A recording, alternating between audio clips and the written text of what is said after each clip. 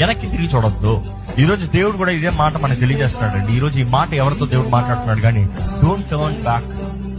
దేని వెనక్కి తిరిగి చూడొద్దు. నువ్వు సంపాదించిన వెనక్కి తిరిగి చూడొద్దు. నువ్వేం పెద్ద చేసావు వెనక్కి తిరిగి చూడొద్దు. నిన్ను బాధ పెట్టిన వాళ్ళని వెనక్కి తిరిగి చూడొద్దు. ఈరోజు చాలా మంది వెనక్కి తిరిగి చూస్తున్నారు కాబట్టి ముందుకు వెళ్ళలేకపోతున్నారు. జీవితంలో ఇది ఎందుకు చేయలేకపోతున్నావు అంటే, అప్పుడు చేయలేకపోయాను, అప్పుడు ఎలా ఉన్నావు, ఇప్పుడు ఎలా ఉన్నావు, అప్పుడు దేవునితో సహవాసం ఎలా ఉంది, ఇప్పుడు దేవునితో సహవాసం ఎలా ఉంది. దేవుని కలిగిన తర్వాత జీవితం మారుతుంది అనేది విశ్వాసం లేదా? దేవుని కలిగిన తర్వాత జయం వస్తుందన్న నిరీక్షణ లేదా? దేవునితో ఉంటే అన్ని జయము చూస్తామన్న విశ్వాసం కలగదా? దేవుడు లేకుండా చేసిన కార్యాలకి దేవుని కలిగి చేసిన దానికి తేడా లేదా?